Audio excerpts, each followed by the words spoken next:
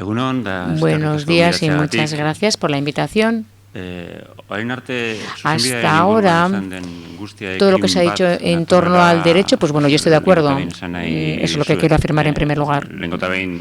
Quiero decir, bueno, han hablado unos maestros que para mí son grandes maestros, son referencias para mí, han repetido una serie de cosas y han dado unas explicaciones, la verdad, brillantes. En segundo lugar, si aunque no fuera así, yo creo en todo lo que han dicho. Y en tercer lugar, yo he trabajado profesionalmente durante años en todo lo que han mencionado anteriormente. Dicho eso, también voy a decir algo más. Si nos miramos a nosotros mismos y vemos quiénes nos hemos reunido hoy aquí y si lo comparamos en la teoría, en la práctica con el objetivo que tenemos, es decir, crear una base común para la convivencia en torno a los derechos humanos, tomando como base los derechos humanos, si tomamos un concepto de convivencia como objetivo, veremos qué tipo de sensibilidades sociales faltan. Es decir, qué límites tendremos que superar para que este discurso de paz, este mensaje de paz, que también, a pesar de estar basado en el derecho, para transmitirlo. Yo tomo esto como reto para hacer esta aportación y como punto de partida tomo, pues bueno, el día que recibí la invitación, pues tomo como punto de partida las preguntas que me lanzaron cuando me invitaron. No sé, bueno, Aitziber no las ha mencionado, pero bueno, estas serían las preguntas. ¿Cuál debe ser el papel de los presos en el proceso de paz? ¿Crees que facilitar el debate entre ellos y con otros ayudaría a que tomaran decisiones para aportar al proceso de paz y facilitar la reintegración? ¿Cómo se puede facilitar? ¿Cómo para mí convivencia? ¿Es la autocrítica y el reconocimiento del daño la mejor aportación que pueden hacer?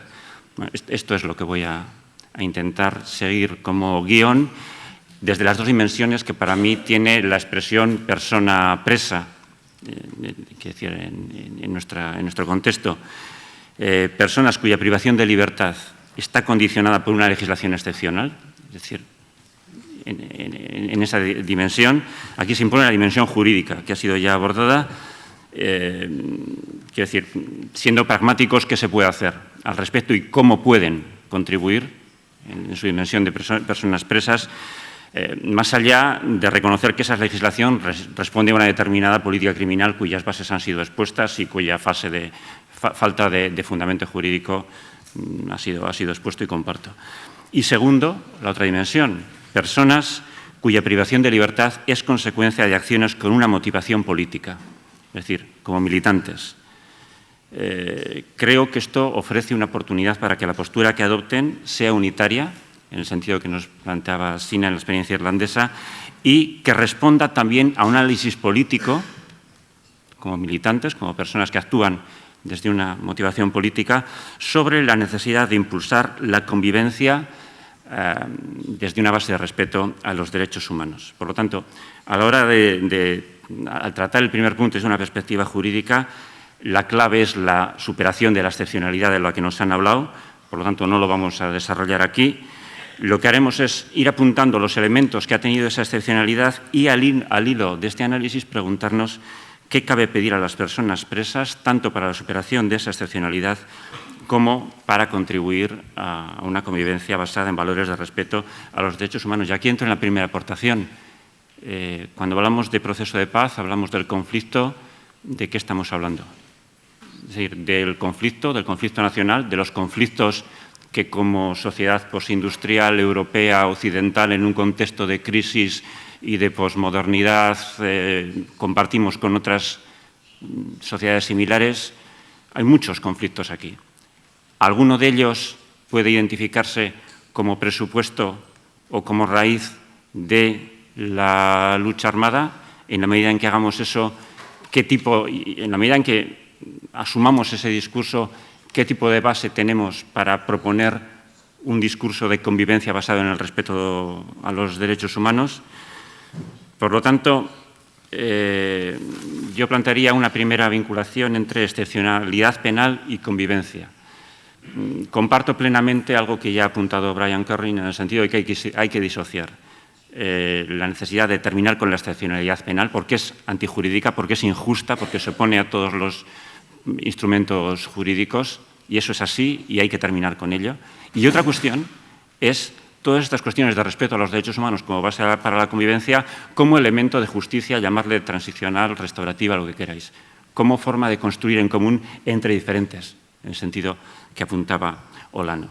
A partir de aquí, y tratando de ver cuál sería la base sobre la que pueden incidir las propuestas de este foro a la hora de proponer esta convivencia, yo empezaría con la idea de que el uso de la violencia con fines políticos representa la negación misma de la democracia y que su cese definitivo supuso un logro decisivo que suscitó en toda la sociedad vasca una expectativa generalizada de mejora de la convivencia en términos de calidad democrática.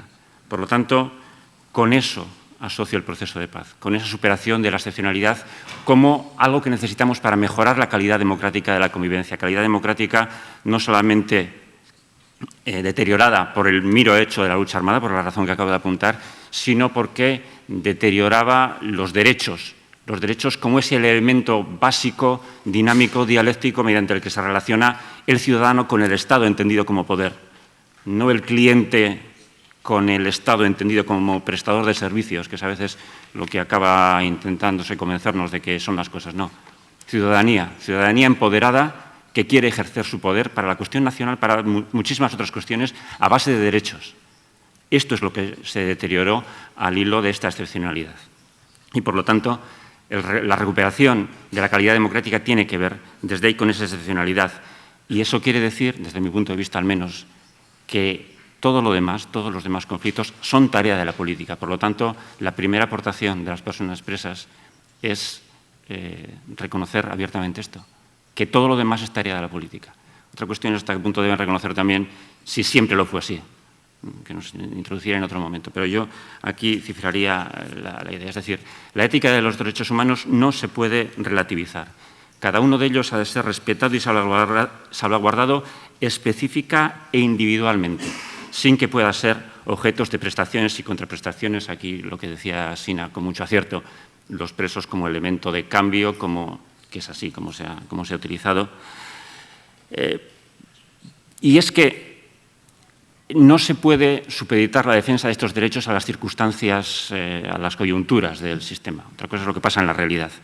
Pero es que estos derechos representan principios que no es posible desconocer sin hacer peligrar la calidad democrática del sistema.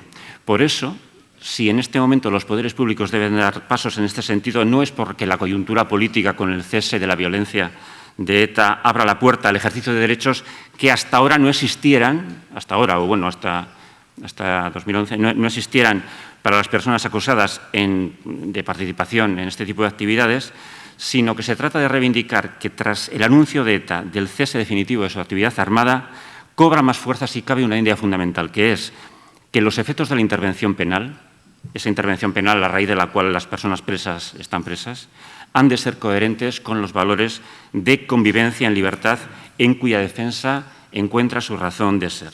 Aquí está la oportunidad. Es decir, que en la medida en que se reivindica la superación de la excepcionalidad, se esté reivindicando también la otra parte de esa convivencia basada en los derechos humanos, que es que la política, los cauces que existen en la política son los que deben darnos las vías para enfrentarnos a estos conflictos. Desde aquí es desde donde se puede aludir al desastre que es la legislación antiterrorista, el adelantamiento de las barreras de protección penal que hace que se criminalicen conductas que deberían estar amparadas por los derechos de participación política o de libertad ideológica, los terribles informes de los servicios sociales, policiales de inteligencia que se utilizan para criminalizar al llamado entorno, esa respuesta punitiva exacerbada que hace que la gente por conductas con dañosidad social relativamente menor estén muchísimos años en prisión, la terrible supresión de garantías o relativización de garantías. Aquí está todo el problema de la tortura, la falta de eficacia de los controles establecidos para prevenirla. Es decir, de lo que estamos hablando es de derechos fundamentales, de su defensa frente a los recortes de que han sido objeto en aras de las políticas antiterroristas y de su virtualidad para que la derrota del terrorismo y lo digo siendo consciente del foro en el que estoy, creo que ha pasado esto, sea realmente la victoria de los valores democráticos como principios rectores de la convivencia. Estoy planteando una propuesta dinámica, casi dialéctica, para unir estos dos discursos. ¿Por qué no se consigue, desde mi punto de vista, por qué el foro social tiene las limitaciones que está teniendo para hacer llegar a la sociedad a la que quiere hacer esa propuesta de convivencia, siendo tan razonable, tan basado en ideas de paz, su mensaje? Porque, y además a la vista del inmovilismo de estos 2 años, parte del problema creo que tiene que ver con un mínimo acuerdo sobre la memoria. Y yo creo que aquí se puede cifrar una de las aportaciones políticas de los presos, de los presos no como presos, sino como militantes, como gente motivada políticamente. Es decir, la necesidad de construir la convivencia sobre un relato del pasado que, conformado de manera prospectiva, sirviera para suscitar la voluntad política de avanzar también en este sentido, de fundamentar la convivencia de cara al futuro sobre los derechos humanos. Claro, la dimensión de este relato excede del ámbito puramente jurídico, pero una de las dificultades que veo que entraña su elaboración es que no podría limitarse a una relación más o menos compartida de acontecimientos, en la medida que estos no son ni moral ni jurídicamente neutros. Nos hablan de sufrimiento causado por unas personas a otras mediante la lesión de bienes jurídicos fundamentales y del modo en que ello ha condicionado la convivencia en libertad. A la luz de los principios básicos del Estado social y democrático de derecho, no necesariamente del que tenemos, sino aquel que deseamos compartidamente, la cuestión de las responsabilidades así generadas hay que abordarlas. Y mientras no se aborde esta cuestión, de poco servirá el reconocimiento del daño. Es decir, se trata de superar lo obvio, que se ha dañado, de sentirlo. Cualquier persona de buena voluntad es capaz de decirlo, para entrar en lo valorativo. Es decir, la asunción del carácter ilegítimo del sufrimiento causado. Ahora, ¿por qué es tan difícil? Porque frente a discursos más o menos ingenuos que podamos tener de ninguna idea justifica la violencia, no es verdad. Nuestras sociedades o el discurso predominante no se basa en la ilegitimidad de la violencia, no se basa en el rechazo de la violencia. Yo lo digo como persona que viene del movimiento antimilitarista, de la idea de la no violencia. En fin, se basa en realidad en el rechazo a la violencia ilegítima. Dicho de otra forma, la violencia es tan legítima como ilegítimo sea el régimen contra el que se practica. Y a partir de esta lógica, en la medida en que reconoces la ilegitimidad del daño que has causado, estás reconociendo en esa medida la legitimidad del que te fue causado y estás cuestionando la legitimidad de tu lucha. Y en esto radica, a mi juicio, una dificultad a la que nos tenemos que enfrentar. ¿Cómo superar esto? Porque creo que aquí veo que está la dificultad a la que se enfrenta desde el Plan de Paz del Gobierno vasco cuando habla de la necesidad de reconocimiento del daño ilegítimo, en fin, como los intentos de cuya bondad participo y he participado activamente desde el CARRI, la OCARRI, el foro, todo lo que queramos. Cualquier plan que pretenda cimentarse sobre el reconocimiento y la necesidad de reparación de las violaciones de derechos en el contexto de la superación de un conflicto. El Estado, por una parte, no puede aceptar que violara los derechos humanos, al menos en la etapa posconstitucional, por eso lo de las víctimas de otras violencias es fácil hasta la Constitución, bastante más difícil después, más allá de casos puntuales a los que, por supuesto, se dice que la justicia ya ha dado respuesta. Una idea de consecuencia de esto: negación, ocultamiento, impunidad de las violaciones de derechos en el contexto de la lucha antiterrorista, inefectividad de los mecanismos de garantía y reciente rechazo, si os acordáis, es una cosa de hace 2 días. ¿Por qué en el Parlamento vasco el portavoz del Partido Socialista, por ejemplo, decía no vamos a equiparar todas las víctimas? Porque con eso estaríamos alentando la idea de que, claro que sí. Esa es una dificultad. Enfrentémonos a ella, ver cómo la superamos. Y también por eso ETA, desde mi punto de vista, no llega más allá de reconocer el daño causado. Reconoce el daño causado, pero no da el paso de reconocer que estuvo mal causado. Mal causarlo, quiero decir. Lo cual hace que muchas víctimas se planteen, vale, me reconociste un daño, pero no reconoces que eso estuvo mal. Y entonces, ¿que mi padre estuvo bien muerto o cómo es esto? sé que a cualquier persona de buena voluntad, y no la niego en nadie de los que estamos aquí, que se le plantee esto, diría, no, por supuesto, y habría una empatía personal. Pero aquí estamos hablando de un ámbito político formulado proactivamente y prospectivamente para basar en la ética que de ahí se desprenda una idea de convivencia en común. Luego a eso nos tendremos que enfrentar.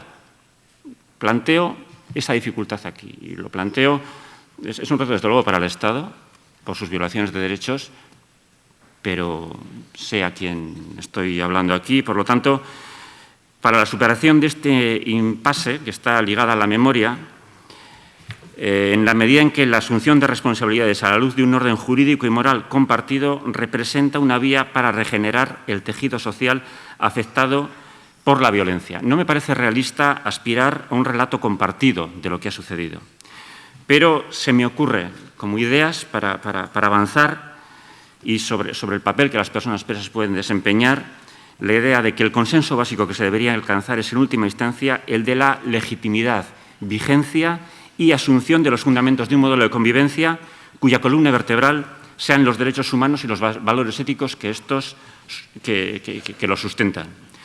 En ese mismo orden, por otra parte, a la hora de exigir estas responsabilidades en el ámbito penal, se ha de hacer, por parte de la intervención penal del Estado, aplicando los principios que son productos de la lucha del derecho. Cuando hablamos de todo esto que ha anunciado Martín Pallín o la saga Báster, estos principios de humanidad de las penas, de racionalidad, de proporcionalidad, la idea de que el fin de las penas sea la reinserción, no la venganza. Esto corresponde a un modelo que se opone al que se ha generalizado en el Estado español, que es, como bien decía Martín Pallín, el uso del instrumento penal y de la herramienta penitenciaria para la lucha antiterrorista, saltándose todos estos principios.